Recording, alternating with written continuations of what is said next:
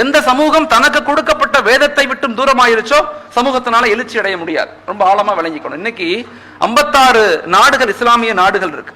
190 கோடி முஸ்லிம்கள் உலகத்துல வசிக்கிறோம்.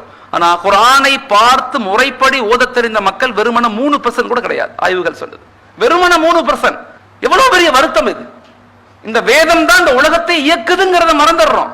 குர்ஆன் தான் நம்முடைய வாழ்க்கையினுடைய அடிப்படைங்கிறத மறந்துடும். அல்லாஹ்வுடைய கலாம் அது. If you give Quran, Quran will give all. ஒரு சமுதாயத்துக்கு குர்ஆனை கற்றுக் கொடுங்கள், குர்ஆன் அனைத்தையும் கற்றுக் கொடுக்கும். குர்ஆனுக்கு 6 கடமைகள் இருக்கு. குர்ஆனுடைய 6 கடமைகள். பிலீவ் இட், நம்பணும். ரீட் இட், படிக்கணும்.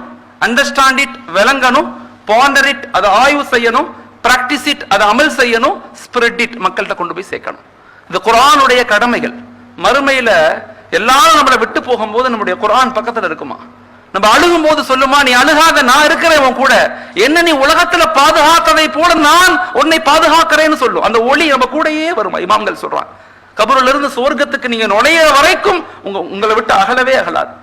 ஏன்னா அது அல்லாஹ்வுடைய கலாம், அல்லாஹ்வுடைய வார்த்தை. அது மக்களை குர்ஆனோட இணைங்க. நபியினுடைய வாழ்வியலை மக்கள்கிட்ட கொண்டு போய் சேர்த்துருங்க. முன்னோர்களுடைய தியாகங்களை மக்கள்கிட்ட கொண்டு போய் சேர்த்துருங்க. அதை பத்தி பேசுங்க, அதை பத்தி யோசிங்க, அதை பத்தி டிஸ்கஷன் பண்ணுங்க.